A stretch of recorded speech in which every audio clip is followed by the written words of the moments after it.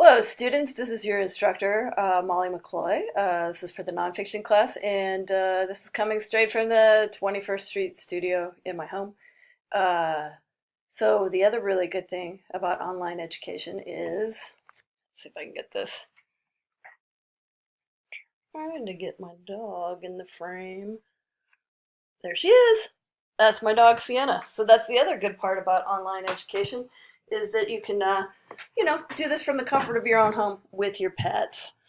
Let's see. I wanted to talk to you guys about the Lee Gutkind discussion that you did on um, dialogue. So let's start with that. I've got this 5 R's of creative nonfiction pulled up here on the digital version of it.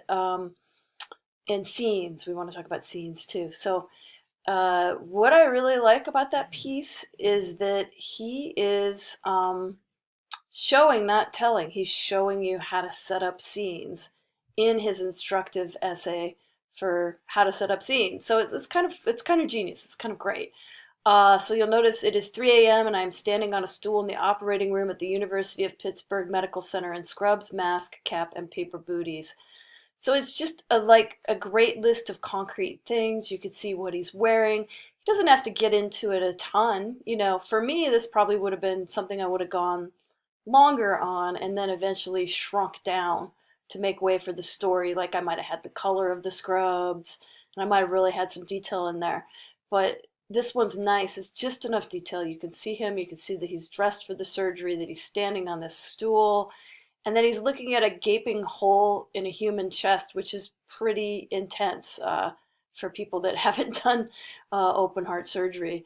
So, and then he also has this dialogue on the roof, she announces, and that picks up what a number of you have noticed about the dialogues that you witnessed when you went and sat at the coffee shop and listened to people talk. It's clipped, it's short, it says what it needs to say. It's not a full sentence.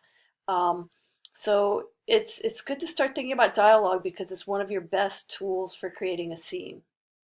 Look at one of this is Amy Champeau's dialogue that she put in, and all of your dialogues were great. But if I try to cover them all on one video, I'm going to bore you to death. So I'm just going to take a few of them. Um, I really like this one. Judge, who do we have now? D.A. Olson. Judge, what is this about?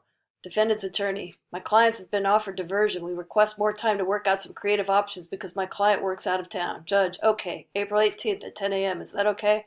Perfect. Wow, that was quick. Yeah, if it were 30 seconds later, I'd have missed the whole thing. That's our judicial system for you. It's really broken. It's almost like a joke. Now, this one isn't set up in traditional dialogue format yet, which we will take a look at. But I like it. It's clipped, it's fast, it moves quickly, and it shows people's attitude. If that were 30 seconds later, I'd have missed the whole thing. You know, commentary on how quick that decision was made in the judicial system. So that was really great. And then this one is from Amanda Manzer, and the girl says, I want to do mixology. Might be too much. Just having a palate for cocktails. So when I move on and shit like that, I can do cocktail bars instead of dives. But I mean, I do like dives better.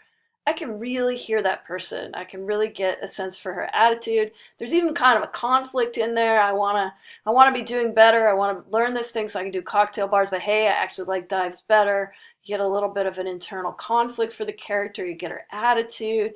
You get how she talks. She's super casual. Um, so that's another thing. Not only can dialogue help you set your scenes, it can tell us a lot about character.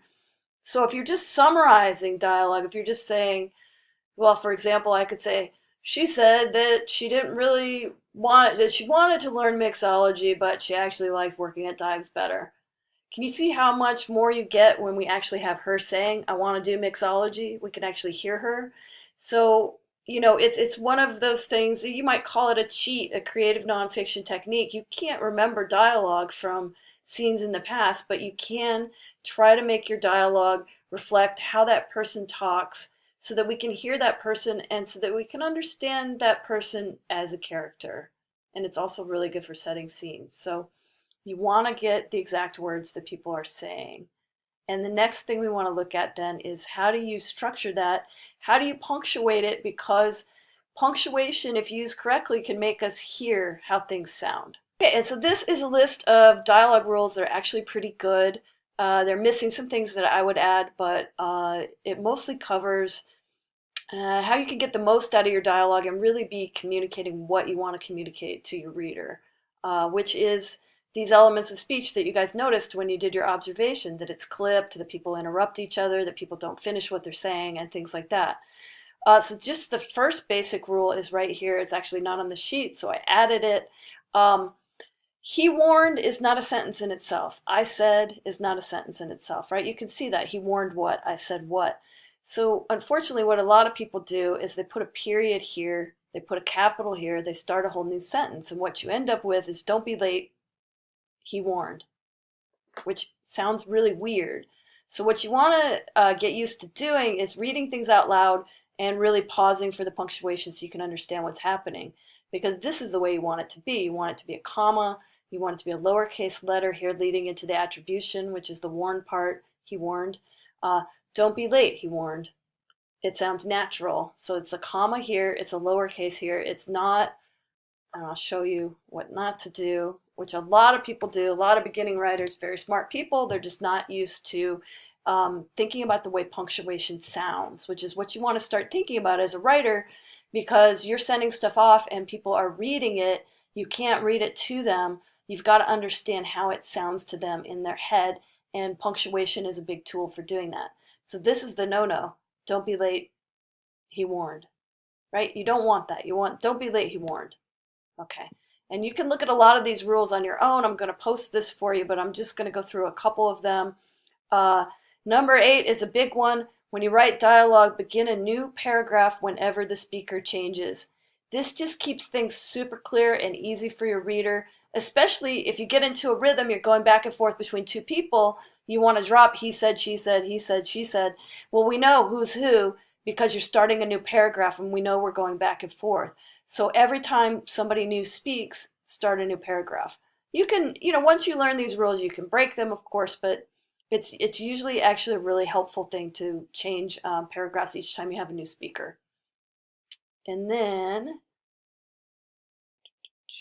ellipses. Oh, where's the interruption? Oh, here's the interruption. A dash for an interruption. You never really understand a person until you consider things from his point of view, sir. And so here's your interruption right here. And your reader can hear that when you use those two dashes, the M dash, for an interruption in dialogue. And they can also hear it when you're trailing off and you use an ellipses, the 3 dots, dot space, dot space, dot, to show someone trailing off. Here's the interruption. Mr. Ewell shouldn't do that. Of course he shouldn't. Here we've got interrupted, right?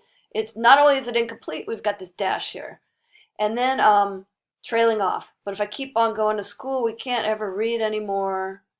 Somebody's lost in thought. They just didn't finish what they said. That's how you indicate that. And that happens a lot in conversation too. So I'll leave these up. You guys can look at these at your leisure. You're all doing great. You're giving each other excellent comments on your work. Remember that submission 2 is supposed to be a completely new submission. You will have a chance to rewrite. That's for the portfolio at the very end. You'll have a chance to rewrite one piece. But submission 2 should be a whole new piece. Hopefully you're finding everything okay. And I'll be responding to the rest of the submission ones as soon as I can. All right, good luck. Let me know if you have questions, and take care.